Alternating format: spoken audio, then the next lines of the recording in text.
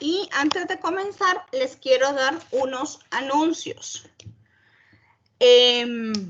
Primero, recordándoles que las evaluaciones docentes estarán disponibles a partir de la otra semana para que evalúen a cada uno de sus docentes, por favor. También recordándoles que ya prácticamente nuestro semestre se acaba. Felicidades, se han estado esforzando un montón. Y que ya nos va a tocar empezar a hacer los proyectos finales. Entonces, ¿qué vamos a hacer? Yo ahorita en el transcurso del fin de semana voy a subirles un video, bueno, 2 videos, uno para el proyecto final de laboratorio y otro para el proyecto final de teoría, donde les voy a explicar qué vamos a hacer y cómo los voy a dividir, ¿de acuerdo?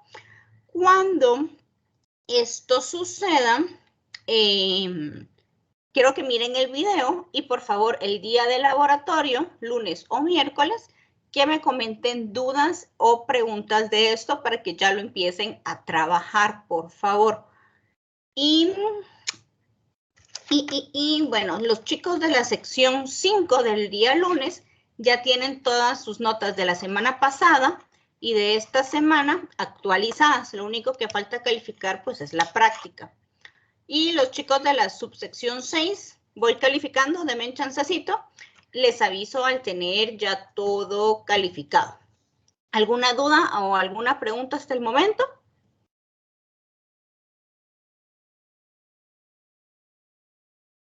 Bueno, sí. Todo está claro. Perfecto. Bueno, si es así, vamos a comenzar con la clase. El día de hoy nos toca el tema de sistema nervioso. Entonces, cuando nosotros evaluamos el sistema nervioso central, vamos a evaluar muchas áreas y en cada una de ellas tiene como otros ítems que tenemos que ir evaluando. Esta es una evaluación un poco compleja, pero la tenemos que hacer para saber cómo está tanto neurológicamente nuestro paciente, que no tenga algún problema.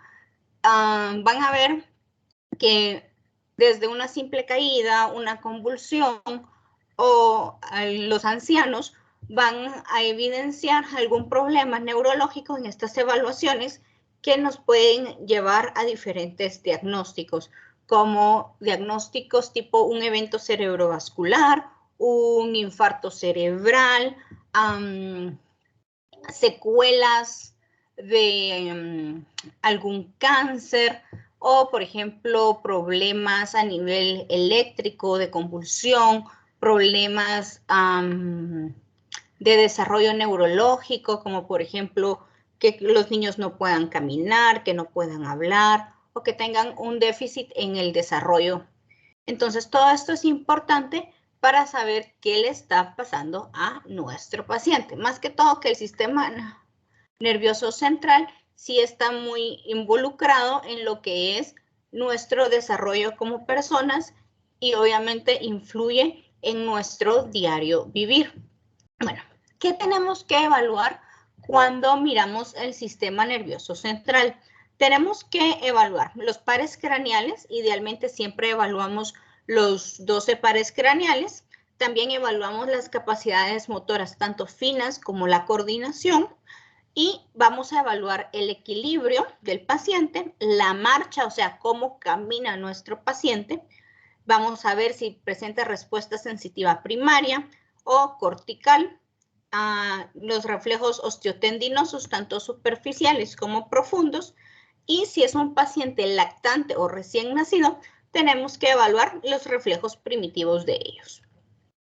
Que obviamente en los lactantes y en los recién nacidos, los reflejos primitivos van a ir evolucionando y conforme ellos van creciendo y van desarrollándose, estos reflejos van a ir desapareciendo.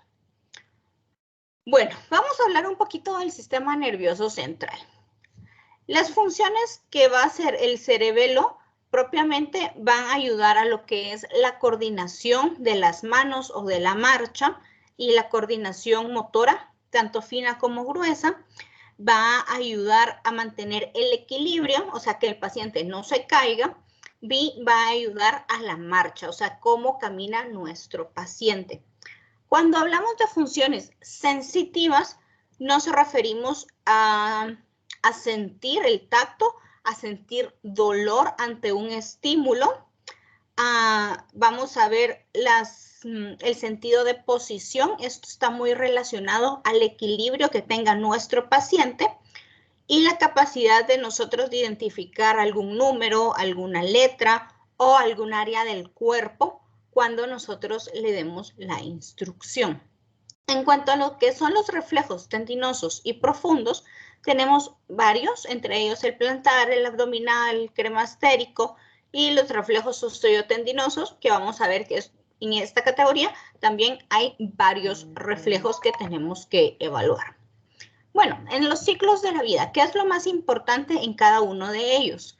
Si hablamos de los lactantes y de los niños, vamos a ir viendo que el crecimiento de la masa cerebral siempre se va a ir dando, ¿verdad? Aunque ya haya nacido. Y obviamente el desarrollo de conexiones neuronales siempre prosigue en los niños, ¿verdad? No es que nacieron y con las neuronas que nacieron, con esas se van a quedar, no, sino van a ir evolucionando, van a ir creando los niños conexiones neuronales y esto lo van a lograr hacer gracias al estímulo que uno les dé a estos niños. Los recién nacidos van a ver que todos los impulsos neurológicos se van a originar desde el tronco del encéfalo y la médula espinal. Ellos tienen reflejos primitivos que son los que los ayudan a poderse desenvolver en el medio en su entorno, como por ejemplo el reflejo de succión que lo va a ayudar a comer, ¿de acuerdo? Y cositas así que vamos a ir ya viendo más adelante. Entonces, conforme el niño va creciendo, estos reflejos van a ir desapareciendo y van a quedar propiamente a la evaluación los reflejos normales de la persona. En cuanto a las mujeres embarazadas, pues en cuanto al sistema nervioso central no va a cambiar mayormente. Lo único que vamos a ver es que van a presentar mayor sueño o más cansancio. Luis Miguel, cuéntame. Sí, doctora, tenía una duda. Fíjese que, por ejemplo, en los niños lactantes no se puede usar para evaluar el desarrollo la escala de Denver, para ver si, cómo, o sea, puede tener como un punto para ver de cómo está el... Es su desarrollo. De hecho, la tienes que usar. Recuérdense que la evaluación es compleja. Esto que miramos ahorita de la evaluación del sistema nervioso central depende, como tú dices, si es niño se complementa con la evaluación de la escala de Denver. Por ejemplo, si son adultos, se complementa con la evaluación del estado mental, ¿de acuerdo? Entonces, aquí lo miramos por pedacitos cada semana, pero todo lo que miramos cada semana es lo que le debemos de hacer en su conjunto a un mismo paciente. Obviamente enfocado en la edad que tenga. Está bien, muchas gracias, doctora. O sea que todo el año de semio lo tienen que hacer ustedes en media hora de consulta. Básicamente. Gracias, doctora. De nada, Luis Miguel. ¿Alguna otra duda hasta el momento? Bueno, ¿qué pasa con nuestros adultos mayores? Los adultos mayores, el problema que tienen es que su número de neuronas y de conexiones neuronales va a disminuir. Entonces, en cierto modo, van a ver que nuestros abuelitos van a tener un pensamiento un poco más lento o deteriorado de lo que antes era. O incluso les va a costar aprender una nueva función. Por eso es que les cuesta tanto aprender cuando uno les enseña cómo se usa un celular actualmente, ¿verdad? Porque es algo que su cerebro ya se le dificulta hacer esa conexión. También ellos ya tienen otros problemas, como pierden el equilibrio, tienen una marcha diferente. Entonces, todas estas cuestiones son las que debemos de ir evaluando con ellos si es algo normal por la edad o es porque pasó algo a nivel de cabeza. Bueno, vamos a ir a los antecedentes de la enfermedad actual o el motivo de consulta. ¿Qué nos lleva a que nuestros pacientes consulten? Bueno, convulsiones, dolor neurológico, no tienen coordinación cuando caminan, temblores o dificultad, debilidad o alguna parestesia, o sea, hormigueos en algún lado o en alguna parte del cuerpo. Recuerden, es muy importante que cuando preguntemos el motivo de consulta siempre va asociado al tiempo de evolución. Me di cuenta que esta semana solo me ponían el motivo como tal, porque iban, pero se les olvida poner el motivo, el tiempo de evolución. Recuerden que en esta área van ambas, por qué van y el tiempo de evolución. Bueno, si vamos a hablar de convulsiones, las convulsiones pueden suceder por diversas causas. Puede ser una convulsión febril, por sobredosis de drogas, ¿de acuerdo? Puede ser una convulsión por problemas eléctricos a nivel cerebral, ¿de acuerdo? Puede ser una convulsión por algún trauma cerebral que ha tenido nuestro paciente. O sea, las convulsiones tienen diferentes etiologías o causas. Entonces, ¿qué es lo que debemos de interrogar? ¿Cómo fue la convulsión? ¿De acuerdo? Si tuvo un aura. ¿Saben cuál significa en esta parte el término aura? ¿Alguien conoce este término? No, doctora. No. Ok, no, ninguno. Bueno, aura son los síntomas que el paciente experimenta previo a una convulsión. Por ejemplo, me empezó a doler la cabeza, vi borroso, miro puntitos brillantes y al rato de estar experimentando esto, el tiempo puede variar, puede ser entre 1 minuto, media hora antes que está experimentando estas molestias y luego el paciente convulsiona, ¿de acuerdo? Otra cosa muy importante en cuanto a las convulsiones es hablar al nivel de conciencia. El paciente se desmayó, el paciente estuvo despierto y alerta durante la convulsión. Y esto es porque hay diferentes convulsiones. Hay convulsiones generalizadas, o sea, es de todo el cuerpo. En estas generalmente el paciente siempre va a perder la conciencia, o hay convulsiones parciales. El paciente solo mueve un brazo, un dedo, ¿de acuerdo? Pero él está tranquilo y está consciente. Otra cosa importante es la frecuencia, pasan todos los días, una vez a la semana, y también el tiempo que dura cada convulsión. La convulsión duró 20 minutos, 10, y cada cuánto se repite en esta convulsión durante un ataque. Bueno, convulsionó una vez que duró 1 minuto, pasaron 10 minutos bien y luego el paciente volvió a convulsionar. Esto es importante para saber cómo es o qué tanto daño neurológico puede estar sufriendo nuestro paciente. Recuerden que cada paciente que convulsiona disminuye el nivel, durante el episodio de la convulsión, disminuye el nivel de oxígeno y esto al final, a la larga, le hace daño a nuestro paciente. ¿Qué fármacos consume? También es importante. Bueno, en cuanto a dolor neurológico, Marilyn, dime. Sí, perdón, doctora, una pregunta. Usted nos comentaba que Laura podía dar media hora antes. Y si tenemos un paciente con antecedentes de convulsión y ya le ha pasado eso y le da media hora antes, ¿no puede haber algo para prevenir o para disminuirla al momento que le dé la convulsión? Generalmente estos pacientes que ya saben que van a convulsionar pueden buscar un lugar seguro, volver a tomar su medicamento para evitar esto, ¿verdad? Entonces, generalmente las convulsiones que son precedidas por aura, los pacientes saben qué hacer o cómo actuar para disminuir la convulsión o evitarla. Pero, bueno, gracias.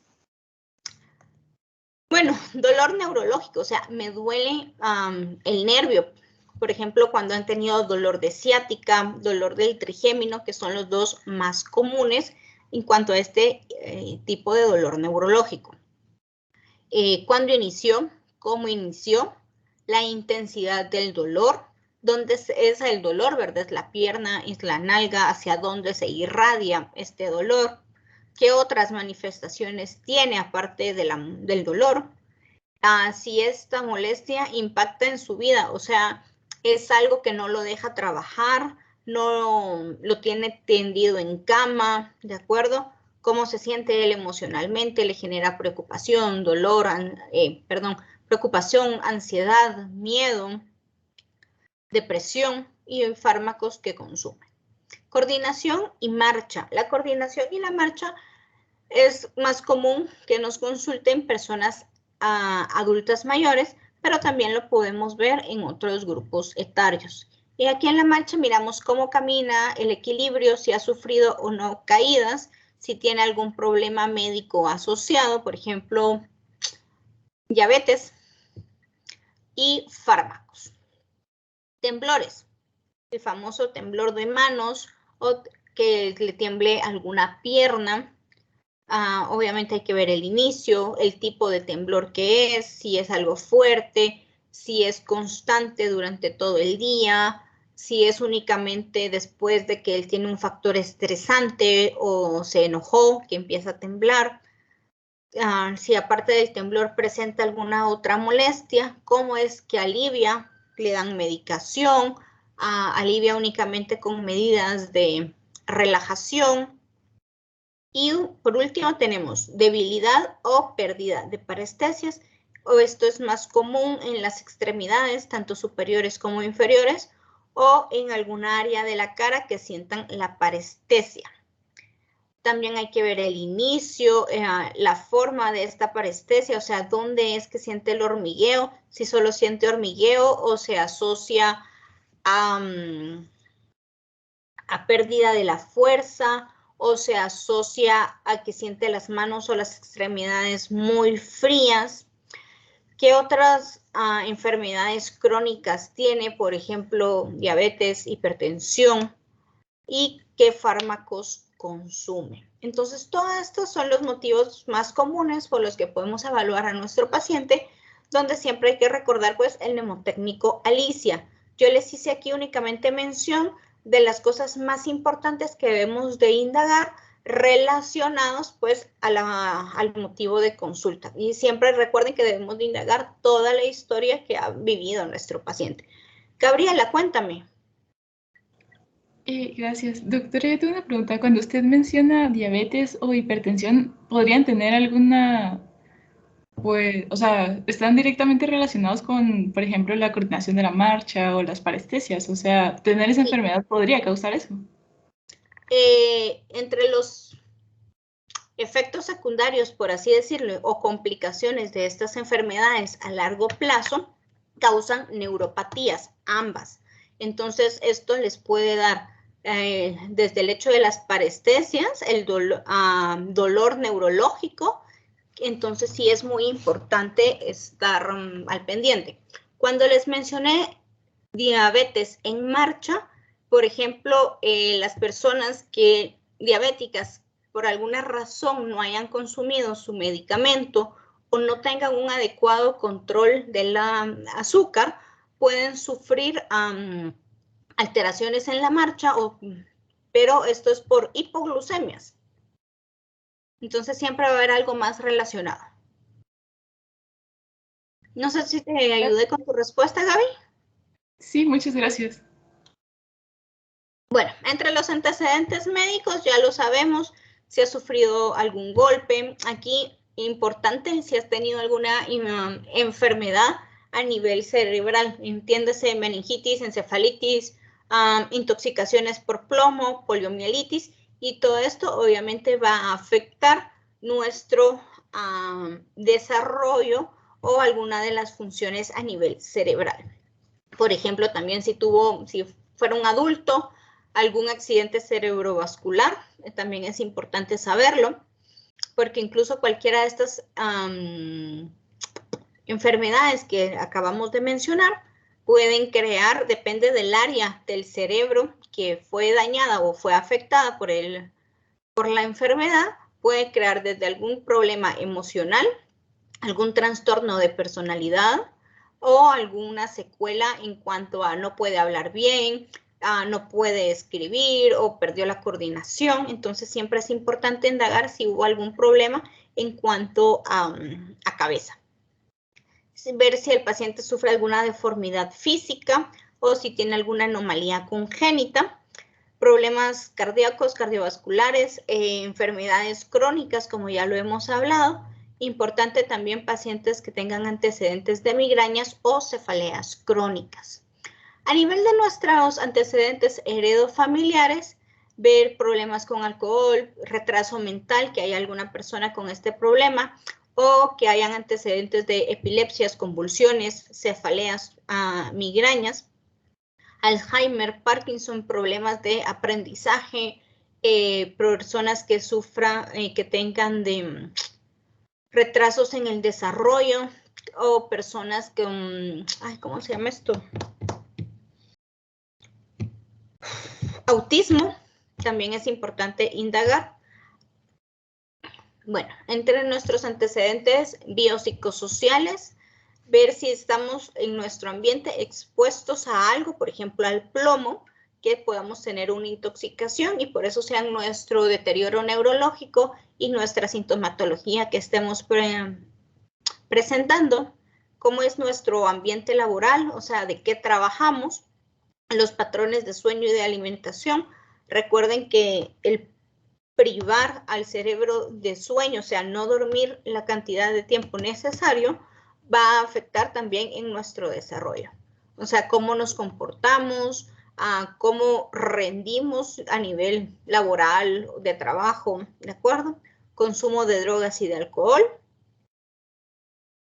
Y, por ejemplo, cómo funciona, cómo coordinamos a nivel de nuestro ojo, pie, por ejemplo, cómo tiramos una pelota, ¿de acuerdo? A eso me refiero con dominancia manual, ocular y de pie, y de mano también, aquí va mano-pie. O sea, si podemos hacer esta simple acción. Bueno, importante de preguntar durante cada ciclo de la vida. En los recién nacidos y lactantes, los antecedentes prenatales maternos. Por ejemplo, si la mamá sufrió de alguna enfermedad de transmisión sexual, por ejemplo, la sífilis puede dar a nivel neurológico, que se llama neurosífilis, y afectar en este sentido al bebé que acaba de nacer. Antecedentes maternos, prenatales, oxígeno, me refiero a si el bebé estuvo mucho tiempo en el canal del parto, o sea, si sufrió hipoxia durante el parto o sufrió periodos de hipoxia durante el embarazo. Y esto afecta obviamente a los bebés, les puede dar retraso del desarrollo, pueden ser, o depende del área que sufrió hipoxia, que se murió, o sea que va a tener los síntomas. Por ejemplo, si fue a nivel del tálamo, el niño puede tener disminución o pérdida de la audición, por darles un ejemplo, y ser un niño completamente normal físicamente. O ya algún niño que nazca con algún problema más notorio a nivel neurológico. Si tiene alguna anomalía congénita, si el niño es así aguado, que sería la hipotonía, o es demasiado rígido, que sería lo contrario, la hipertonía. Bueno, hablando propiamente ya de un niño más grande, o sea, niños mayores de 1 año, ver las etapas del desarrollo. Para esto utilizamos la escala de Denver, como bien nos decía su compañero. Miramos cómo se comporta, si es un niño que tiene hiperactividad, es un niño muy impulsivo, es un niño muy demasiado tranquilo. Entonces todo esto es importante y ver obviamente si tiene algún problema especial en salud. Las mujeres gestantes, pues solo si han sufrido de cefaleas. Aquí hay que ver si la cefalea es realmente por algo neurológico o es secundaria a su embarazo. Cómo se alimenta, las semanas gestacionales que tiene y qué actividades realiza. Los adultos mayores, es importante indagar si los adultos se tropiezan frecuentemente o se han caído, si tienen pérdida de la visión, de la audición o del olfato, si sufren de incontinencia urinaria o fecal y si han presentado déficit neurológico. Y cada una de estas áreas que se indaga en estos grupos etarios es para poder llegar a un mejor diagnóstico. Bueno, ¿dudas hasta el momento, chicos? No, doctora, todo claro. Bueno, aquí Nuestro libro nos menciona dos enfermedades importantes, el ictus o los accidentes cerebrovasculares y las caídas en los adultos menores. A ver, si vamos a hablar de ictus, ¿qué factores de riesgo puede tener esta persona o qué lo puede llevar a padecer este problema? Bueno, problemas de hipertensión, de obesidad. En el caso de la obesidad es por aumento de los triglicéridos, ¿de acuerdo? Y que obstruya alguna de las venas o de las arterias principales del cerebro y va a crear pues la isquemia, la hipoxia o la hemorragia. Sedentarismo, fumar, el estrés, el uso de pastillas anticonceptivas orales por tiempos demasiado prolongados. Es por eso que han visto que existen diferentes métodos anticonceptivos, ¿verdad? Dependiendo del tiempo de que la mujer quiera pues planificar no tener hijos. Antecedentes familiares previos de accidentes cerebrovasculares y alguna anomalía congénita. Ya si nos enfocamos propiamente en las caídas, especialmente de los adultos mayores, vamos a tener que indagar cuántas veces durante el año él ha tenido este problema. ¿Es una o son 5 o son 10? ¿Se cae cada mes? ¿Se cae todos los días? Si ha tenido especialmente un antecedente previo de accidente cerebrovascular, si sufre de algún trastorno neurológico, le han diagnosticado previamente demencia, Parkinson, algún problema de neuropatía periférica, si tiene o sufre de algún trastorno de la marcha o del equilibrio. Aquí del equilibrio me refiero no solo a cómo camina, sino a nivel de la audición. Recuerden que el centro del equilibrio lo está dando que en el oído, ¿se acuerdan? José Pablo, dime. Doctora, sí, yo tenía cabal, ayer estaba pensando eso precisamente, y ahorita que lo estábamos viendo, es que hay muchas veces, ¿verdad? Que como que, no sé, el vértigo y cositas así como mareos pueden ser alteraciones distintas al oído, obviamente, pero entonces, ¿Correcto? o puede ser obviamente en el oído, ¿verdad? Como ahí está el centro regulador del equilibrio también, entonces ¿En qué parte, José, está? es que, ay, creo que la cóclea no. Ajá, gracias. Entonces, mi duda era esa. ¿Por qué? Es que yo sé que la trompa de Eustaquio es la que regula las presiones, pero por ejemplo, muchas veces a mí me ha pasado que cuando yo viajo a otro lugar con diferentes presiones, diferente altitud y así, a mí me da vértigo, literal, o sea, de verdad me empieza como que a dar mareos y cosas así. Obviamente, pues yo sé que estas pruebas de evaluación neurológica sirven para distinguir si es algo neurológico o si es algo más relacionado como con el equilibrio y el oído.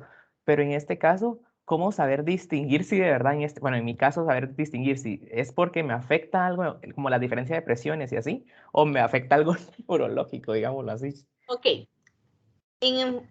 Primero que todo, cuando hablamos del equilibrio en el oído y de las presiones, recuerden que la cóclea y los otolitos, que son como las bolitas que están dentro de la cóclea, es lo que nos ayuda a regular el equilibrio y, como bien decía José, la trompa, las presiones. En el caso de nos subimos a un avión, vamos a un departamento con más altitud o menor altitud, los cambios de presión atmosférica son los que interfieren y afectan estos dos órganos. Entonces nos podemos marear, nos podemos tener vértigo, podemos tener incluso sensación de que como que estuvieran borrachos, de que se les mueve el piso, no caminan adecuadamente. Pero ¿cómo saben que esto es únicamente temporal y causado por algún cambios que sufrieron internamente en el oído? Porque después de un momento pasa. Obviamente no es un momento de 5 minutos, sino cuando el cuerpo se acostumbra a estar en el área donde van a estar, ustedes se sienten pues ya bien, ya pasó la molestia. Pero si fuera algo a nivel cerebral, el paciente persistiría con los síntomas días, semanas, ¿de acuerdo? Entonces, esto es importante. Y si te hacen estudios, por ejemplo, te hacen una tomografía cerebral, el cerebro va a estar completamente normal, no tiene nada. Pero si fuera el caso, en el caso de problemas auditivos, pero si fuera, por ejemplo, el caso de algo neurológico, van a ver que el cerebro puede evidenciar desde edema, hemorragia cerebral, áreas isquémicas, o sea, áreas muertas del cerebro. Entonces, esto, en estos casos, poderlos diferenciar, sí van a necesitar pues estudios complementarios, y esto va a depender mucho de la historia clínica del paciente. Si José Pablo me dice, mire, es que yo cada vez que voy de viaje, pero siempre persiste, además, ya no puedo leer bien, miro borroso, convulsionó, diríamos, pensemos en que puede tener algo a nivel cerebral, como una masa, por la edad, ¿verdad? Pensando en algo cancerígeno. Pero de lo contrario, sí, esto es única o exclusivamente en ciertos momentos, ni se preocupen. Por ejemplo, las infecciones de oído pueden dar este tipo de alteraciones, y es una simple infección de oído, pues. Entonces, si al tratarla el paciente resuelve, déjenlo ser, no se preocupen de más. Entonces, es así, José, como puedes ir diferenciando qué le está pasando a tu paciente. Qué excelente, gracias, doctora. Bueno, ¿en dónde nos quedamos? Bueno, si ha tenido alguna pérdida de debilidad, de fuerza, si antes decía, mira, es que yo cargaba el libro y ahora se me cae, ya no lo aguanto. Eso también es importante evaluarlo. Alteraciones en la visión, mira borroso, especialmente mira doble o mira puntitos de luz o puntitos brillantes. Esto ustedes lo pueden evidenciar cuando se alumbran los ojos y luego quitan la luz, se quedan viendo como puntitos de luz. Obviamente, si hacemos eso es porque estimulamos los reflejos del ojo, pero cuando hay alguna alteración a nivel neurológico, los pacientes también empiezan a ver este tipo de reflejos oculares sin ser algo ocular. Y uso de aparatos para ayudarlo a caminar, usa bastón, usa andador, o se tiene que ir agarrando de las paredes y de los objetos para poderse detener. Bueno, hoy sí, vamos a pasar a la parte de la exploración física. En esta parte me voy a ir un poco rapidito porque en el laboratorio nos vamos a ir deteniendo y les voy a ir ejemplificando cómo se va a ir evaluando cada una de estas áreas. Bueno, ¿qué vamos a necesitar? Una linterna, especialmente tipo bolígrafo, ¿verdad? No linterna de pie, bajalenguas, agujas estériles, el diapasón, algún objeto familiar para el paciente, por ejemplo, llaves, que es lo más común que todos conocemos, un reloj, algodón, monofilamento, si no tienen monofilamento, pues puede ser algún tipo de alambrito delgado, martillo de reflejos, pieles con sustancias aromáticas o soluciones de distintos sabores, y tubos de ensayo o objetos con agua fría y caliente. Bueno, cuando hablamos de pares craneales, recuerden que tenemos 12 pares craneales que evaluar. Estos 12 pares craneales normalmente evaluamos 10, porque lo que es el gusto y el olfato únicamente lo evaluamos si nosotros tenemos pues alguna sospecha o el paciente nos refiere que tiene disminución de alguno de ellos o tiene pérdida total. Obviamente esto no está ahorita como relacionado al COVID, ya que sabemos que es un síntoma del COVID, sino es algo a nivel neurológico, ¿de acuerdo? Obviamente pueden haber enfermedades que causen disminución de alguna de estos sentidos. Por ejemplo, las personas que son riníticas, mucho tiempo, que es crónico esta enfermedad, sí pueden referir disminución de ciertos olores, pero es por la rinitis, ¿verdad? No es que tengan algo neurológico, no es que tengan alguna masa a nivel cerebral. Entonces, cada uno de los pares craneales los debemos de ir evaluando. Bueno, ¿y qué evalúa cada par craneal? Pues, obviamente, el par 1, que es el olfatorio, evalúa lo que es el olfato y nos ayuda a distinguir diferentes olores. Por ejemplo, un olor agradable y un olor desagradable. El óptico nos ayuda a la agudeza visual y cómo evaluar nuestros campos visuales. El oculomotor común tiene dos funciones, una motora y una pues parasimpática. La función motora es el movimiento ocular y en especial la elevación de los párpados, pero su función parasimpática nos ayuda a la pupila, cómo se contrae y se dilata, y los cambios que sufre de acomodación el cristalino para ayudarnos a ver mejor. El troclear, el movimiento hacia arriba y hacia adentro del ojo. El trigémino, este también tiene dos funciones, una motora y una sensitiva. En la función motora es abre y cierra la mandíbula, movimientos de masticación y de mordida. Obviamente la parte de movimiento de la boca. La función sensitiva pues va a incluir el reflejo sensitivo de la córnea. Recuerden que ese era únicamente tocando con un algodoncito o con un hisopo. Cómo están las glándulas lagrimales y el parpadeo. El motor ocular externo, los movimientos a los lados del ojo. El facial va a tener, de hecho este tiene tres funciones. La función motora, que es el movimiento de los músculos de la expresión. Por ejemplo, sonríe, puede tirar besitos. Y recuerden que esto tiene que ser simétrico, la evaluación, tanto del lado derecho como izquierdo de la cara. Sí puede cerrar los ojos y puede tener los sonidos guturales con las letras B, M, P, A, E.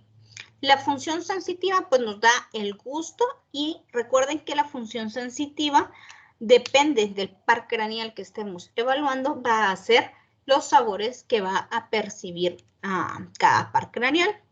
Y la función parasimpática, que secrete salivas o lágrimas. En la acústica, la audición y el equilibrio. Glosofaringios, movimientos de deglución y de fonación, o sea, cómo hablamos y que traguemos comida y agua. En la nasofaringe, el reflejo nauseoso, y el glosofaringio también nos da, ¿cómo se llama esto? El sabor nos da el sabor, y esto lo evaluamos en el tercio posterior de la lengua. Y por último tenemos la acción parasimpática, que ayuda o interviene en las glándulas salivales. El vago va a tener también dos funciones, una función sensitiva y una función parasimpática. Por ejemplo, en la sensitiva nos va a ayudar en la evaluación del conducto auditivo externo, y la sensación o la parte sensitiva del pabellón auricular, pero en la parte posterior. Y en la parasimpática pues nos ayuda también desde el estímulo de enzimas digestivas y el peristaltismo intestinal. El nervio espinal o accesorio, pues el movimiento de girar la cabeza, elevar hombros, y el hipogloso, cómo movemos la lengua y la fuerza de nuestra lengua. Nos ayuda también a la deglución y al sonido de ciertas letras, como la L, la T, la D y la N. Entonces, todo esto es muy importante porque nos puede ir orientando a qué le está pasando a nuestro paciente. Entonces, hoy sí, hablando de cada par craneal. El olfatorio, obviamente, la capacidad de percibir olores. Entonces, ¿cómo lo vamos a evaluar?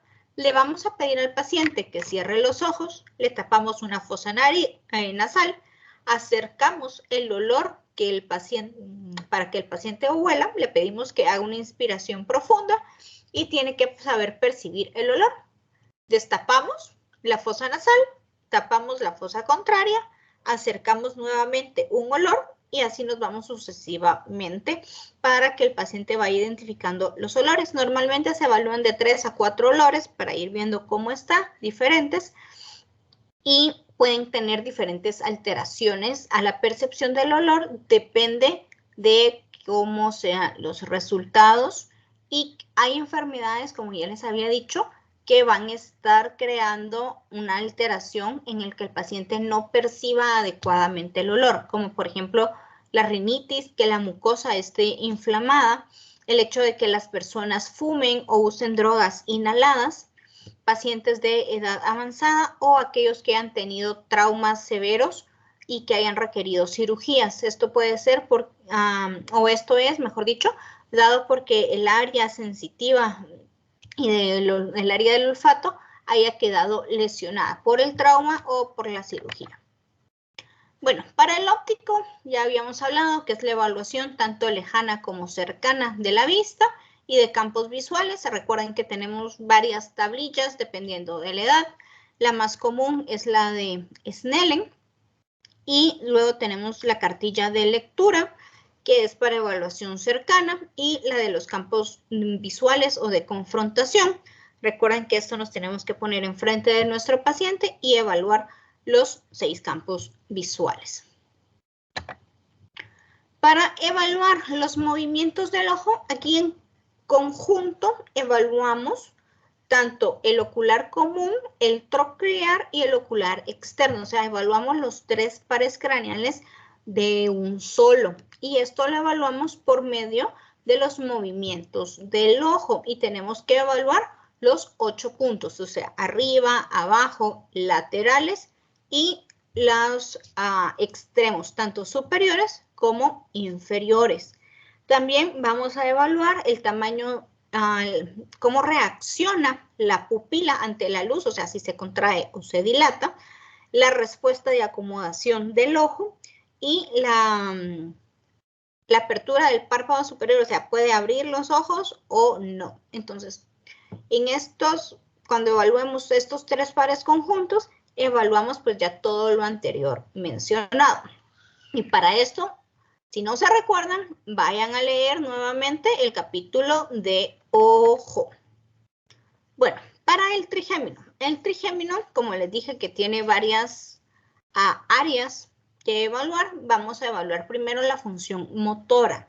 Para evaluar la función motora, le vamos a pedir al paciente que ponga los dientes superiores contra los de abajo y que contraiga o que apriete los dientes, y esto nos va a ayudar a ver la función del músculo macetero. Para evaluar la parte sensitiva, vamos a pedirle primero a nuestro paciente que cierre los ojos y luego lo vamos a tocar. Primero con un objeto suave, por ejemplo, le tocamos el cachete, la frente, la nariz, y él tiene que poder identificar si es un objeto duro o es un objeto suave con lo que lo estamos tocando, y el área de la cara que estamos tocando. Y posteriormente hacemos lo mismo con un objeto doloroso, o sea, una de punta, como en el caso de la imagen A, es una paleta quebrada, y vamos tocando también diferentes áreas y tiene que identificar. Obviamente cuando hacemos la parte sensitiva con un objeto doloroso, tenemos que tener cuidado de no golpear o de no lesionar la piel de nuestro paciente. Bueno, ¿qué más hacemos cuando evaluamos el trigémino? Si ven que a la evaluación sensitiva dolorosa no puede identificar el dolor o el área o el objeto con el que se está evaluando, vamos a pasar a la prueba de la temperatura. Para eso vamos a usar pues los objetos fríos y calientes y los vamos de igual manera a poner en un área de la cara, y el paciente tiene que identificar la temperatura del objeto, si es frío o si es caliente. También en el trigémino evaluamos el reflejo corneal, y recuerden que el reflejo corneal se hace únicamente tocando con un hisopo la córnea, y lo esperado es que el paciente pestañee. Esto puede estar disminuido en aquellas personas que usan lentes de contacto porque están acostumbradas a este estímulo. Entonces, esta es la forma de evaluar el trigémino en sus 2 áreas. Luego vamos a hablar del facial. La función facial motora del facial es únicamente pedirle al paciente que realice diferentes expresiones, como por ejemplo que sonría, que tire un besito, que enseñe los dientes, que apriete los ojos, que haga un puchero. Y todo esto es para ver que ambos lados de la cara sean exactamente iguales. Las personas que han sufrido de algún derrame o tienen alguna parestesia a nivel facial, pues este es el par más afectado porque va a presentar asimetría, ¿de acuerdo? Si yo le pido al paciente que sonría y yo tengo algún problema de estos que les mencioné, van a ver algo así. Y van a ver una comisura labial desviada. O van a ver que tengo ptosis, que es la caída de un párpado. También en el facial tenemos que buscar si nuestro paciente presenta algún tic, como por ejemplo estar guiando el ojo seguidamente, si tiene movimientos faciales que tiene como le brinca el cachete, le brinca el ojito, si presenta asimetría, como ya habíamos hablado, en alguna parte de la cara. Bueno, para evaluar el par auditivo, que es el 8, vamos a utilizar el diapasón. Para esto utilizamos las pruebas de Rinner y de Weber. También utilizamos o evaluamos lo que es ¿cómo se llama esta cosa? El equilibrio. Tenemos que ver si el paciente también, bueno, cuando evaluamos el equilibrio en esta área, tenemos que pedirle a nuestro paciente que se pare recto y tenemos dos pruebas, que son la prueba de Romberg. Si el paciente no se puede, al pararlo rectamente, se mueve hacia los lados, es que está positiva. Si luego lo paramos recto y le pedimos que ponga un pie delante del otro, si el paciente se hace para atrás o para adelante, o sea, pierde el equilibrio, esta prueba es positiva. Bueno, hablando de la glosofaringe, el par craneal glosofaringio, esto va a evaluar el gusto y esto es en el tercio posterior, o sea, es hasta atrás de la lengua. Con este reflejo tenemos que tener cuidado porque al nosotros colocar el hisopo le podemos también crear un poquito de náusea a nuestro paciente.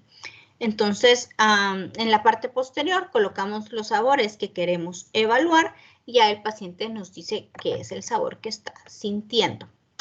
Luego, para evaluar el vago, en lo más común a nivel de cara es el reflejo nauseoso y este se hace en conjunto con el glosofaringio, porque cuando ustedes le meten el hisopo a su paciente, primero evalúan el reflejo nauseoso, ya después llegan a la lengua y evalúan el sabor.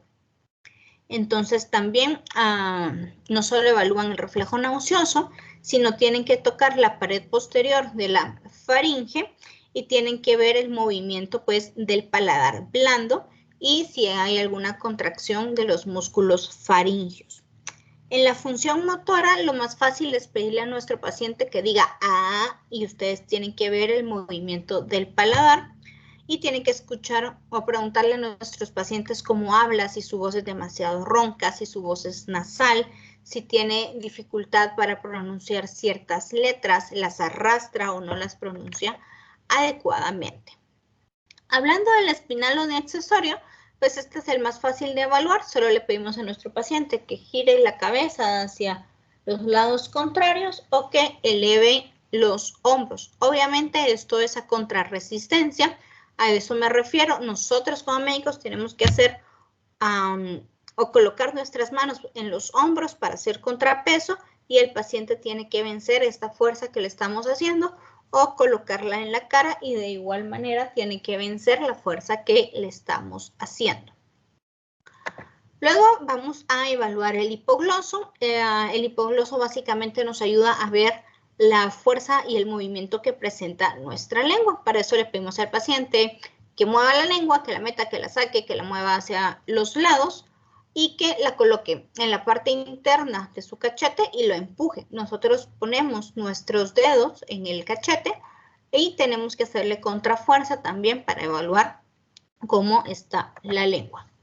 Bueno, eso es todo en cuanto a la evaluación de pares craneales. ¿Dudas en cuanto a pares craneales?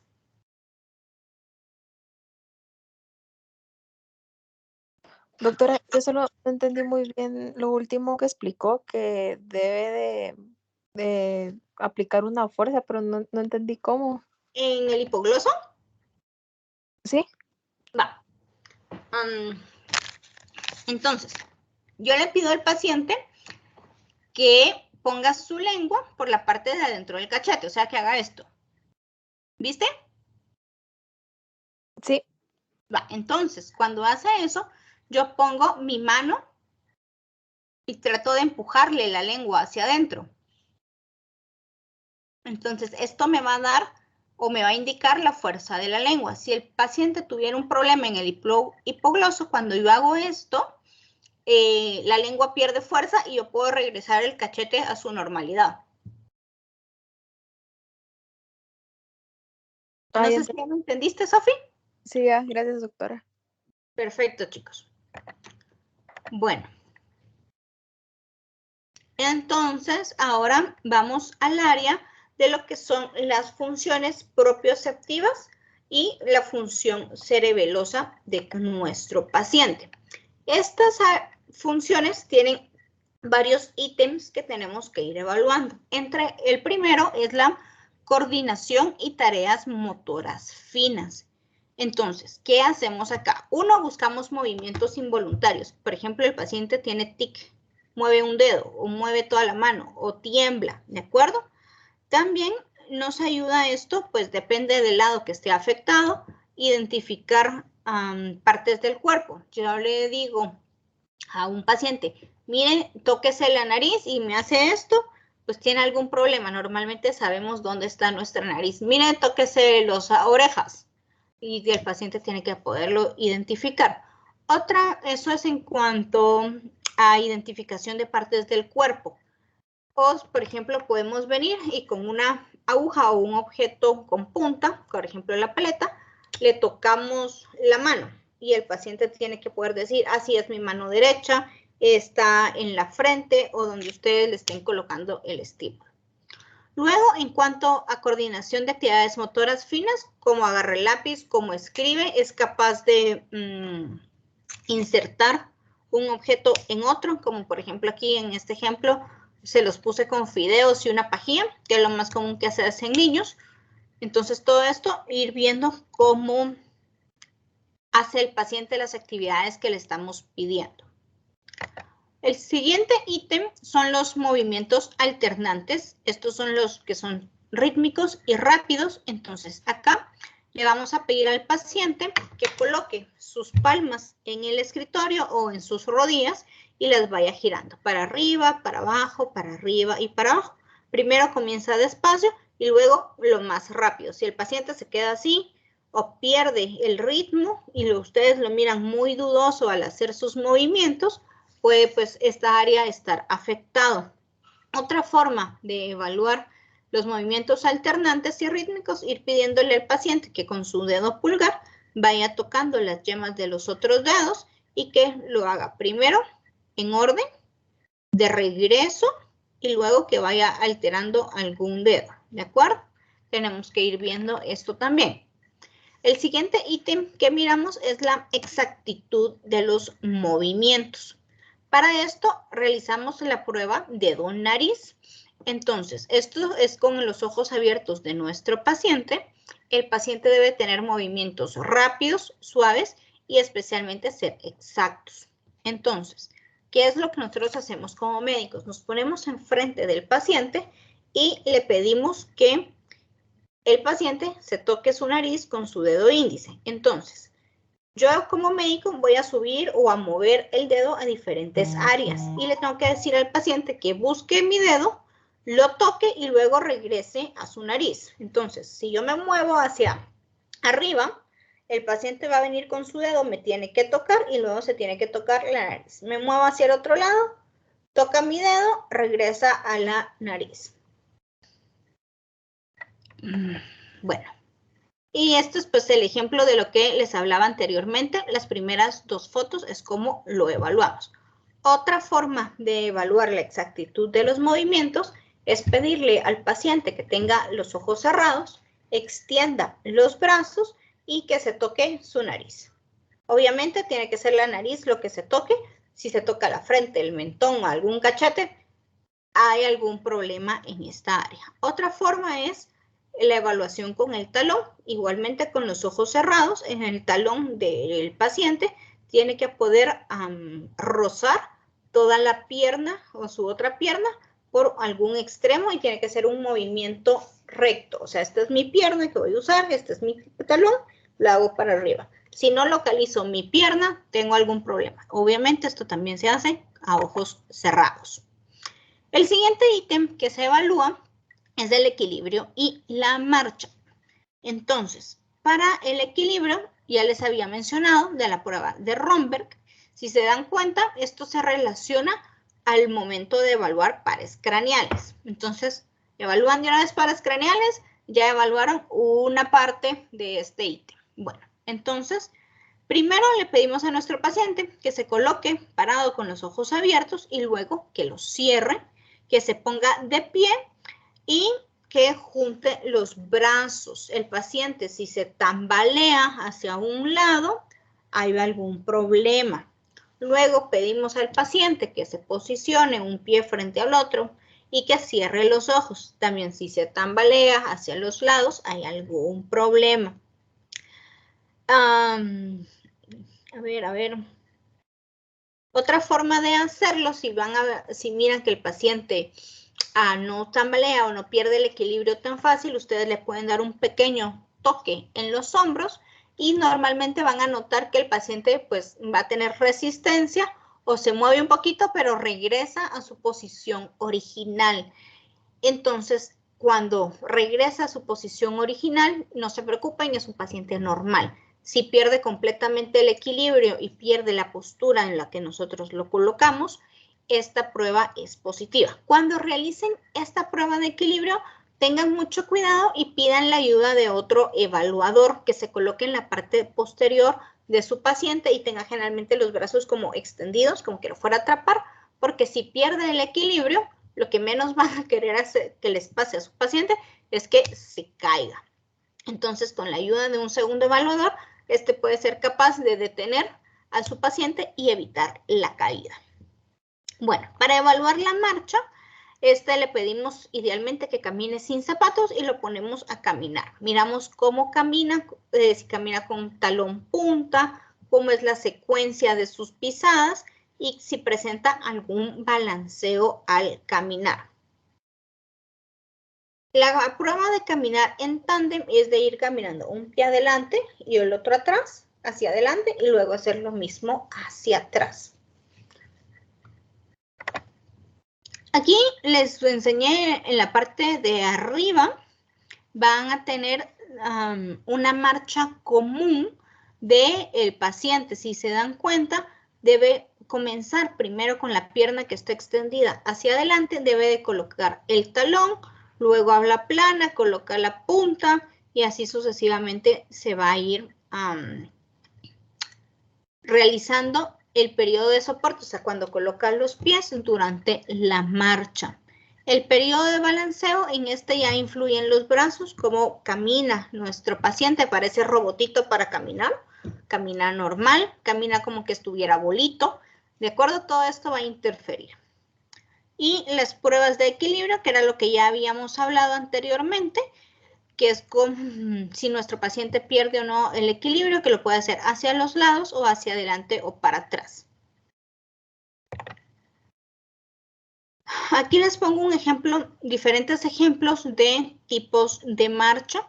Cada tipo de marcha pues va a estar dado por alguna patología, ¿de acuerdo? Por alguna sospecha que pueda estar teniendo nuestro paciente.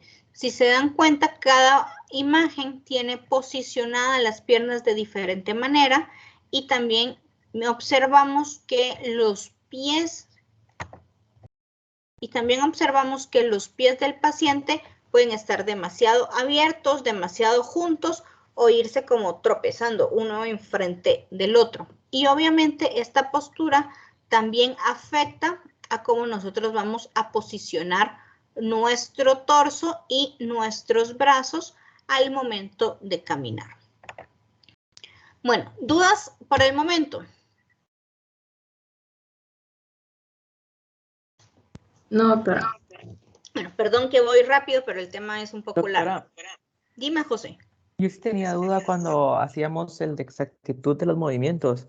La idea es de que, por ejemplo, yo le pongo el dedo al paciente en un punto y el paciente tiene que tocarlo sin mover la cabeza, o sea, buscar el dedo sin mover la cabeza y solo los ojos, o puede mover la cabeza. No, el paciente no se puede mover, él solo tiene que mover su mano. Ah, perfecto. O sea, más o menos buscarlo con la mano y el ojo, más o menos, sin necesidad de Correcto. voltear a los lados. Ah, ok, gracias. Obviamente no lo vas a poner a 2 metros de distancia del paciente tu brazo, pues, sino es dentro del campo visual de tu paciente. Sí, pues, gracias, doctora. Bueno, en cuanto a la función sensitiva, el primer ítem que evaluamos son las funciones sensitivas primarias. Entonces, aquí tenemos que identificar diferentes estímulos sensitivos. Por ejemplo, tocamos con un objeto romo o de punta y un objeto suave distintas áreas del cuerpo, tanto del lado derecho como del lado izquierdo, para que el paciente pueda identificar el estímulo y el área del cuerpo que estamos tocando. Entonces, si hay ¿qué hallazgos podemos encontrar en esta evaluación? Diferencias entre el sentir del lado derecho y del lado izquierdo, que de un lado esté disminuido y del otro no. Que no pueda describir la sensación que está sintiendo, que no sepa si es algo suave, si es algo duro, que no pueda reconocer el lado del cuerpo que lo estamos tocando y que no pueda localizar dónde lo tocamos. Obviamente, al evaluar las funciones sensitivas primarias, le tenemos que pedir a nuestro paciente que tenga los ojos cerrados. Estos hallazgos, ¿a qué nos pueden orientar? Que tenga alguna lesión a nivel medular, a nivel del encéfalo o a nivel cerebral. Luego vamos a evaluar el tacto superficial.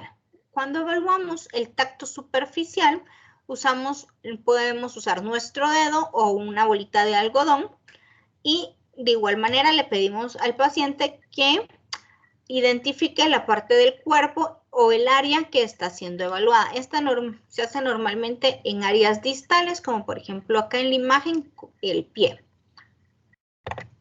Bueno, en la evaluación del dolor superficial, como ya les había dicho, usan un objeto con punta para tocar el área que queremos. Y de igual manera, el paciente tiene que identificar el lugar, el objeto y la parte del cuerpo que lo estamos evaluando. Para evaluar la temperatura y la presión profunda. Estas vamos a realizarla exclusivamente cuando la sensibilidad dolorosa, o sea, esta está afectada o está positiva, el paciente no logra identificar el dolor, el área. Entonces, ¿qué vamos a hacer con esto? Si cuando evaluamos la temperatura, pues utilizamos el vial caliente y el frío y lo colocamos en las distintas áreas. Podemos utilizar las mismas áreas que usamos para el dolor para que el paciente nos identifique si es frío o caliente. Y luego para la presión profunda, esta utilizamos los músculos trapecios, los bíceps y las pantorrillas para realizar, como lo dice, una presión en estos músculos. Si expresa alguna molestia de dolor, pues tenemos que evaluar. Generalmente, si ustedes se presionan, no es doloroso, ¿verdad? Con esto tenemos que tener cuidado de no confundirnos o de no ver que sea algo muscular.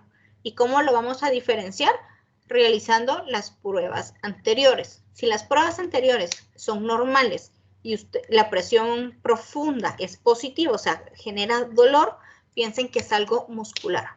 Pero si todas las pruebas anteriores están alteradas y esta también, es algo neurológico.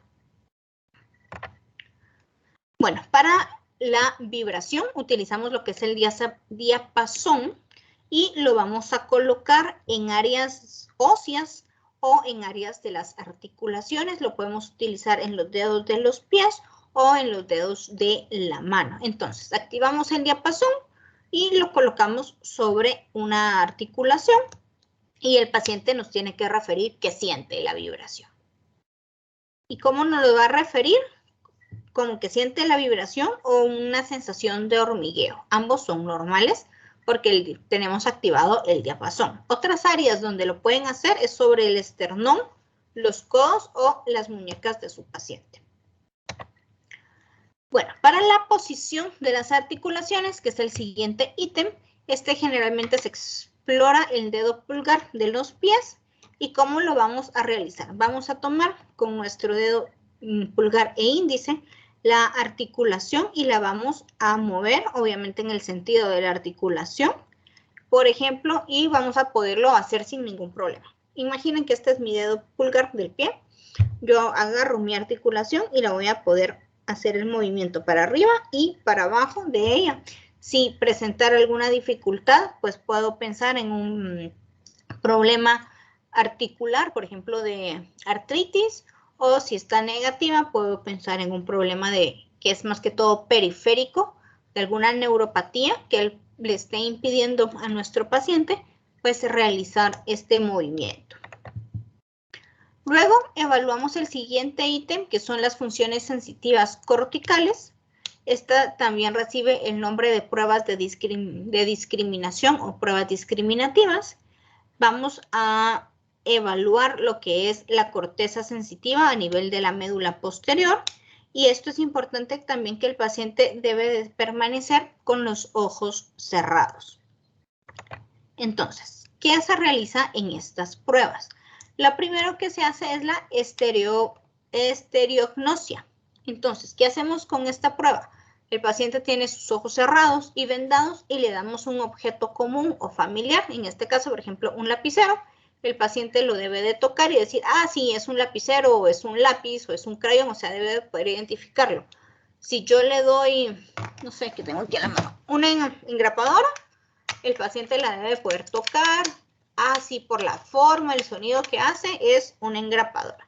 Si hubiera una agnosia táctil, o sea, hay un problema que el paciente no identifica el objeto que le dimos, no lo reconoce, piensen que hay algún problema a nivel de los lóbulos parietales de nuestro paciente. ¿Qué problema? Todavía no sabemos. Sabemos que hay algo ahí a nivel parietal. Bueno, discriminación de 2 puntos. Para esto podemos utilizar, pues su libro menciona agujas estériles o clips. Y básicamente lo que se hace, ay, espérenme, déjenme desarmar mi clip, es que agarran el clip y con la puntita del clip lo colocan en el área que van a evaluar. Obviamente es con las 2 puntas del clip. Ahí. Entonces colocan así. ¿De acuerdo? Que es la evaluación del paciente y debe identificar los puntos que fueron evaluados. La grafiestesia, le pedimos la palma de la mano a nuestro paciente y nosotros sobre la palma de la mano hacemos una forma o un dibujo sencillo que el paciente pueda identificar. No vayan a inventarse hacer un arbolito, ¿verdad? Porque va a costar mucho, pero hagan algo sencillo. Un círculo, un 8, un cuadrado, ¿de acuerdo? Un corazoncito y el paciente tiene que decirles lo que ustedes le dibujaron en la palma de la mano. Y esto se hace pues en ambas palmas. La localización de puntos, yo toco un lado del paciente y el paciente me tiene que poder decir qué parte del cuerpo le toqué. Luego nos tocan los reflejos superficiales. ¿Cómo vamos, chicos?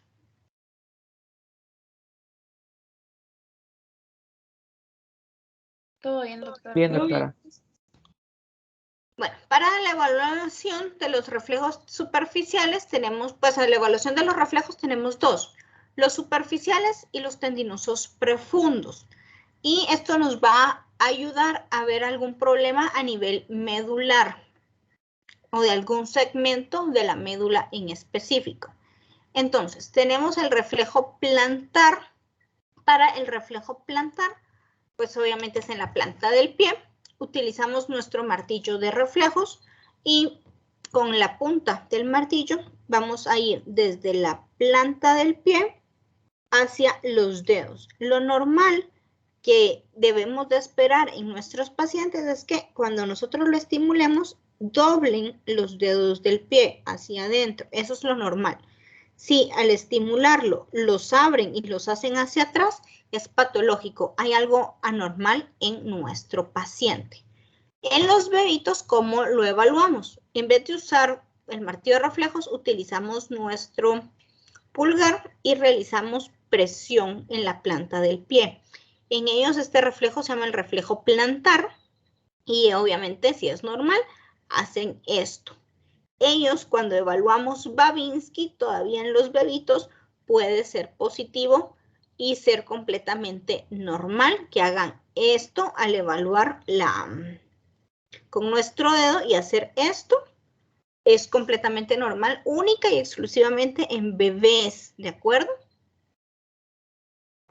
En adultos, si ustedes hacen esto y evalúan Babinski, que así se llama este reflejo, y el paciente abre los dedos, hay un daño a nivel cerebral. El paciente tiene algo. Luego tenemos el famoso reflejo abdominal que hablamos la semana pasada. Acostamos a nuestro paciente y vamos a evaluar los 4 cuadrantes de exterior hacia el ombligo, como se mira en la primera imagen donde están las flechas rojas. ¿De acuerdo? Entonces, cuando evaluamos sobre el ombligo, evaluamos el segmento desde T8 hasta T10. Cuando evaluamos abajo del ombligo, evaluamos de T10 a T12. Esto va a estar un poquito disminuido en personas que son obesas porque tienen mucho tejido graso. Entonces, el tejido graso funciona de colchoncito y hace que no sientan pues adecuadamente. También ahí en entra el reflejo cremastérico, que ya lo vimos, que es la estimulación de la cara interna del músculo y la respuesta que tiene que dar el testículo de elevarse. Bueno, luego vamos a hablar de los reflejos osteotendinosos profundos. Bueno, aquí los reflejos osteotendinosos profundos, esta es una evaluación bastante larga porque evaluamos varias áreas. Entonces, aquí idealmente nuestro paciente tiene que estar cómodo, sentado. Vamos a utilizar nuestro martillo de reflejos para realizar esta evaluación. Y podemos obtener 2 respuestas. Ausente, o sea, no hay ningún reflejo presente cuando nosotros lo evaluamos y podemos pensar en algún problema a nivel de neuropático o algún problema en lo que es la motoneurona inferior. Cuando están muy hiperactivos, o sea, el reflejo es muy marcado, muy pronunciado, piensen en algún problema a nivel de la motoneurona superior. Entonces, ¿qué reflejos osteotendinosos evaluamos? Primero, el A es el bicipital, ¿sí? Luego, el brachiorradial, el tricipital, el rotuliano, el aquilio y el clonoaquilio. El día del laboratorio vamos a ver con más detención videos de cómo evaluamos cada uno de estos reflejos. Pero básicamente es utilizar nuestro martillo de reflejos, localizar el nervio que pasa en estas áreas y el paciente, por ejemplo, si fuera el nivel bicipital, el paciente lo que tendría que hacer es esto. Pegamos y esto responde. Esta sería la respuesta. Y así pues con cada uno de los siguientes que ya vimos. Entonces, en este diagrama lo que les puse es cada una de las áreas que evaluamos a nivel de los reflejos osteotendinosos y la postura en la que debemos de colocar a nuestro paciente para que nos sea de una manera fácil encontrar el nervio y poder obtener el reflejo deseado. Bueno, ¿cómo vamos a clasificar el movimiento de nuestro paciente? Para eso existe esta tabla que nos da desde 0 hasta 4 puntos. Entonces, tenemos que cuando evaluamos los reflejos, tenemos que colocar bicipital derecho y cuánto nos dio. Lo normal que es un +2, ¿de acuerdo? Si el reflejo está disminuido o ausente, podemos colocar 1 o 0. Si el reflejo es un poco más activo de lo que ustedes esperaban o es muy activo de un solo, pueden colocar 3 o 4. Recuerden que lo normal siempre es 2. Bueno, técnicas de exploración avanzada. Vamos a hablar de la sensibilidad protectora. La sensibilidad protectora la evaluamos con un monofilamento, que es el instrumento que tenemos en la imagen B. Si se dan cuenta, pues tiene un mango o un palito y en la punta tiene una agujita, pero esta no tiene punta, ¿verdad? Es como un alambrito flexible que nos sirve para la evaluación. Esto generalmente la sensibilidad protectora va a estar alterada en pacientes diabéticos con neuropatías periféricas o con hipertensión. ¿Se recuerdan que les dije que estas enfermedades crean neuropatías periféricas? O sea, en las extremidades, como los pies y las manos, esto va a estar afectado. Idealmente se revisan los pies, ¿verdad? Que es el área donde más daños pueden sufrir. Entonces, ¿cómo lo vamos a evaluar? Le pedimos al paciente que tenga los ojos cerrados, le quitamos el zapato, el calcetín y vamos a aplicar el monofilamento en el área que queremos evaluar. Vamos a colocarlo en distintas áreas y el paciente pues debe de identificar que lo estoy tocando. Por favor, no lo coloquen en áreas donde ustedes miren la piel dañada o un callo, porque si es sobre un callo, obviamente no va a sentir nada el paciente, porque recuerden que el callo es un área de piel que está engrosada. Entonces, es como que lo colocaran sobre una costra, ¿verdad? Y sobre la piel dañada, porque le podemos crear más daño a nuestro paciente. ¿Cómo lo hacemos de manera correcta? Como miramos que es un alambrito flexible, cuando nosotros lo colocamos, el monofilamento, imagina que este es un monofilamento, se tiene que poder doblar. Obviamente este cuesta porque es un clip. Se tiene que poder doblar de una manera. Obviamente no le va a causar daño al paciente, solo va a sentir que lo estoy tocando. Luego tenemos las pruebas para evaluar signos meningios. Aquí en este tenemos 3 pruebas. Una es la rigidez de nuca, el signo de Kerning y el signo de Brudzinski. Entonces, ¿cómo evaluamos cada una de ellas? El paciente siempre debe de estar acostado y cuando yo le levanto el cuello va a presentar resistencia. Entonces, o va a quejarse de que le duele. Entonces, este es un signo positivo para meningitis. El signo de Kerning va a consistir en que elevamos una de las piernas del paciente y la flexionamos, y que va a crear que flexiona la rodilla contraria de forma refleja. Y por último, el signo de Brudzinski, vamos a ver que al elevar la cabeza, el paciente de forma refleja va a flexionar las rodillas. Todos estos signos, si son positivos, nos va a indicar que nuestro paciente tiene meningitis. Bueno, luego,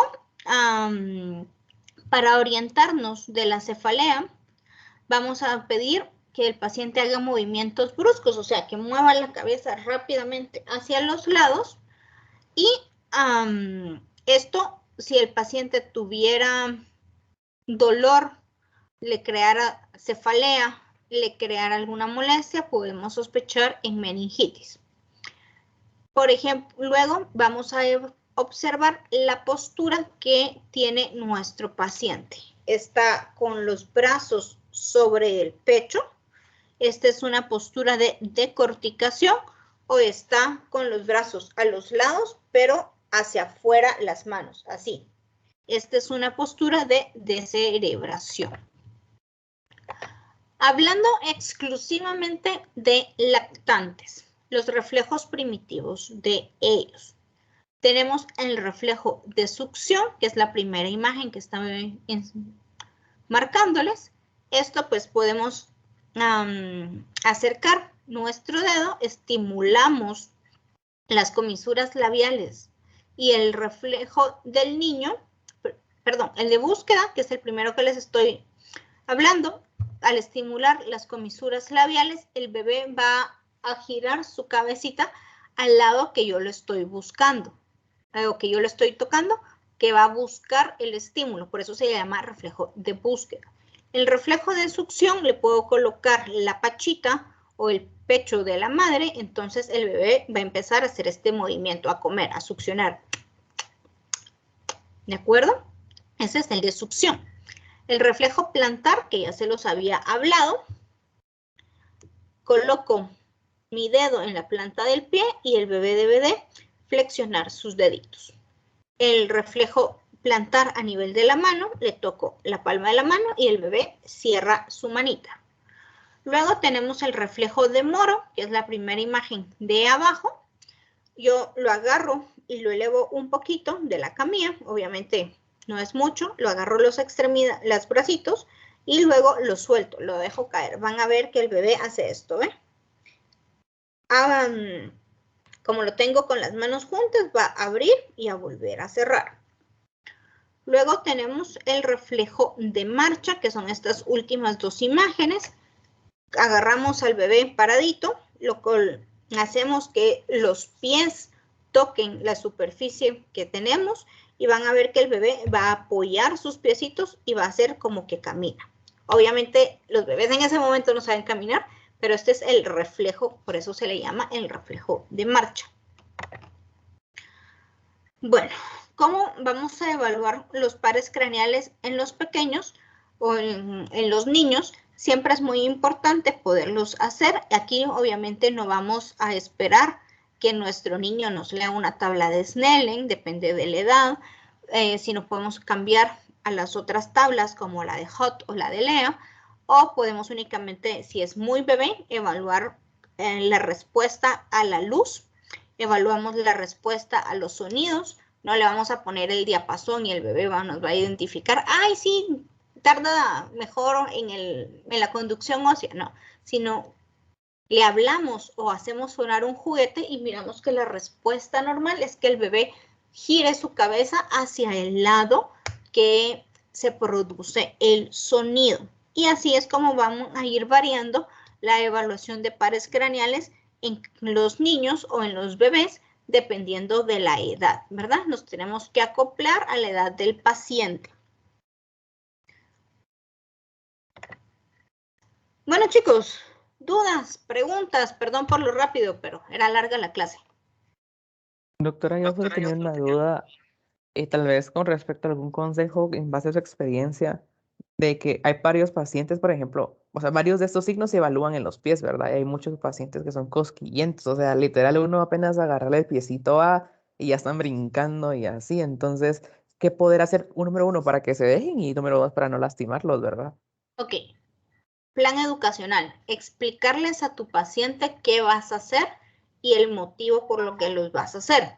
Y obviamente, mire, yo sé que usted tiene muchas cosquillas, pero por favor trate de relajarse, estar tranquilo. Y cuando uno lo toque, que ¿cómo se llama? Que al nosotros agarrarlo o al tocarlo, no lo estén va a desobijar, sino sea un movimiento certero. ¿Le vas a agarrar el pie? Bueno, imagínense que este es el pie, lo vas a agarrar de un solo, ¿de acuerdo? No es como que, ay, con temorcito y sobijando el pie, no, eso le va a causar más molestias y más cosquilla. No, lo agarras de un solo y haces lo que tienes que hacer. Y tú, como médico, tus movimientos tienen que ser concretos y certeros, no estar dudando ni nada. Gracias, doctora. ¿Alguna otra duda, chicos? Doctora, yo no sé si me puedo quedar con usted al final de la clase. Bueno, Sofi. Gracias. Bueno, ¿alguna otra duda? Descargar, la asistencia, 10 del 10. No, 1 del 10. ¿No más dudas, jóvenes? No, doctora, todo claro. Todo claro. Oh, claro, doctora, gracias. Y denme un segundo. Pendientes a sus correos este fin de semana que les voy a subir las instrucciones de su proyecto y el día de laboratorio resolvemos dudas de sus proyectos y tanto de laboratorio como de teoría, ¿ok? Bueno, si ya no tienen más dudas, se pueden desconectar. Las personas que se quieren quedar conmigo, como Sofi, Carla, quédense un ratito y las que me quieran hablar por algo en especial se pueden quedar. Feliz día, doctora. Gracias, doctora. Gracias, Feliz doctora. día. Feliz día. Feliz día, doctora. Feliz día del niño. Gracias, Gracias, igualmente. doctora. Sientan hoy en sus casas. A ver, Carla, ¿verdad? Me dijiste, espérame. Era 4 en el laboratorio y ahorita estaba revisando y o sea, tengo lo mismo que tenía antes en la clase normal. Creo que tenías 9 o 10 en la clase normal, ¿verdad? Sí. Déjame revisar porque yo ayer hice esos cambios. Portal del demonio. Doctora, yo le había hablado hace un tiempo para también un cambio de, porque no había visto un video en la práctica 3 que yo había subido. Sí, y ese lo vi y no te lo recalifiqué. No. Ay, espérame, Carlita, no te me vas a desconectar, lo vamos a hacer de una vez hoy. Ok, está bien, gracias. No puede ser que el portal no esté guardando los cambios, mucha. Ya me cansé de corregir. Voy a poner a llorar. Las notas de tu laboratorio 7 y 8 sí las tienes, Carla. Laboratorio 7, sí, el 8 no. Pero tú sos de las 5, ¿verdad? Sí. Puchica. Espérame, comencemos por la 3. Me voy a poner enojada. La 3 me dijiste práctica por un video. Sí. Ese sí me acuerdo que lo vi porque pasamos como 2 semanas o 3 hablando de eso. A ver, busquemos Carla. Carla Lucía Palma. Apareces con nota de 80. Sí. ¿Y dónde es que no te aparece la nota? Ah, ya sé por qué no. Aquí era 100 por el video. Sí. Calificación, guardar calificación, entonces. Ingreso de notas. Laboratorios. Laboratorio 3. En vez de 8 es 1. Guardar cambios, aceptar. Bueno, el laboratorio 3 ya tiene que estar actualizado. Ok, gracias, ahorita. Y tienes que tener más .2 en teoría. Ahora, si me voy. El laboratorio 3 ya te aparece. Y ya me aparece. Va. Ahora vamos a ver la práctica 4. Es la 4 práctica, ¿verdad? Sí. Carla Palma. Vamos a poner 0.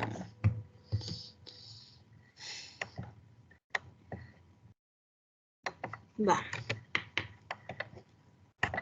Ya te tiene que aparecer 1 en la 4. Ok. 1.02. O sea que ¿ya te aparece? Sí, ya me aparece, gracias, doctor. Ahora, en teoría, vamos a modificar ese rubro. En teoría, tienes que tener 1.02 más de lo que tienes actualmente. Ahí no me aparece. Va. Quiero revisar.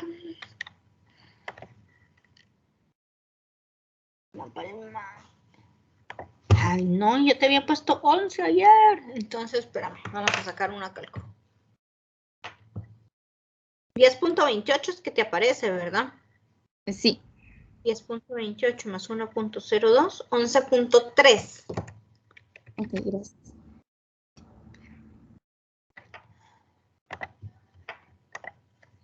Listo, Carlita, ya tienes que tener tu nota actualizada. Igual si quieres haz tu sumatoria y cualquier cosa que no nos cuadre me avisas. Ok, muchas gracias, ya me aparece. ¿Ya? Ah, perfecto, Carla. Gracias, doctora. Dile entonces a Adriana que revise también, por favor. Ok, ahorita le digo. Me hable el lunes. Bueno. Gracias. Bueno, muchas gracias, doctora. Feliz día. Sofi y Jorge, lo que me quieren hablar, ¿lo puede escuchar el otro compañero o no? Sí, a mí pues no importa. No le importa, ok. Es que hay veces que son temas un poquito más personales que sí prefieren secreto de confidencialidad, dirían ustedes. Dime, Sofi, ¿qué pasó? Fíjese que me acabo de lesionar mi rodilla que me operaron hace unos años, entonces Sí, mi me traumatólogo... escribiste un correo y que no habías estado en la clase. Sí, Uh-huh. sí, y ahorita pues ya me mandó mandaron, digamos, como el análisis de las radiografías y pues igual le puedo mandar foto de la receta del doctor, como pues como cosas, Ok, no te preocupes, Sofi, o con lo sea, de la... milimetras cortos. Ah, ¿no hiciste corto, Sofi? No pude, es que justo en ese periodo me estaba atendiendo el doctor. Ah, va, espérame, pues. ¿En qué sección estás? Es la 3.6. 3 puntos. Y fue el corto de esta semana, ¿verdad, Sofi? Sí. Va, espérame, pues. Comprobación 8. No, con el correo que me mandaste no es que es suficiente, no te preocupes. No, gracias. Te lo voy a habilitar ahorita para que lo hagas. Ah, bueno, gracias. Ahorita todavía tienen tiempo, ¿verdad? Porque hasta las 1:40 comienzan. Sí, así es. Y también le quería preguntar, doctora, pues como tampoco puedo hacer el caso clínico, ¿cómo puedo hacer pues, para no perder esas notas?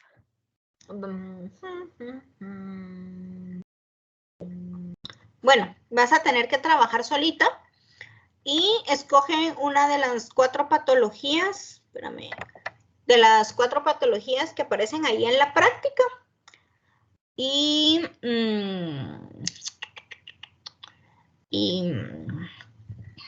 haces la práctica pues tú sola, ¿verdad? Con las instrucciones que dicen ahí. En cuanto al caso clínico, mira el video que se quedó grabado. Bueno, doctora, está bien. Y de lo que tus compañeros comentan, pues haces lo tuyo. Pero entonces, digamos, hago la práctica yo sola y con el caso clínico, pues miro el video y... Sí, es que el caso clínico lo que tienen que hacer es un reporte de lo que más les llamó la atención de lo que presentaron sus otros compañeros. ¿Sí? Ya. No es un caso clínico como lo hemos trabajado normalmente. Entonces, por eso sí tenían que estar en clase, ¿verdad? Idealmente. Pero como en tu caso pues es diferente, entonces vamos a revisar los videos de ese día y conforme a eso vas a hacer el caso clínico y la práctica sí la trabajas aparte. Sofía, ¿no me apareces? ¿Cómo se escribe tu nombre con PH? Es con F, ¿Apellido? La Parra.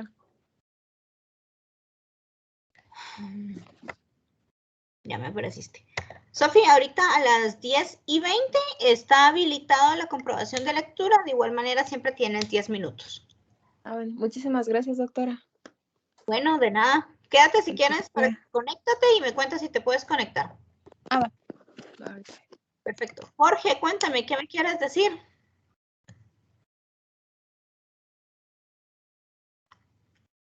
Jorge Andrés. Jorge, como que tú no estuviste en clase y solo dejaste conectada la compu. Jorge.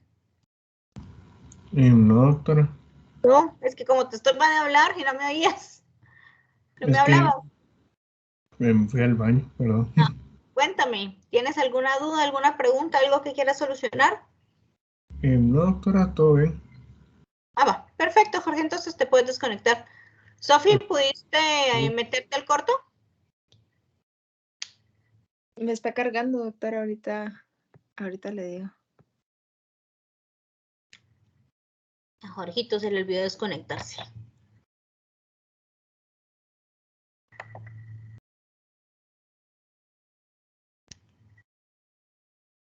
Ya, doctora, muchísimas gracias. Bueno, perfecto. Entonces desconéctate y lo haces y ya después modifico yo esa nota. Bueno, muchas gracias, doctora. Feliz día. ¡Feliz día!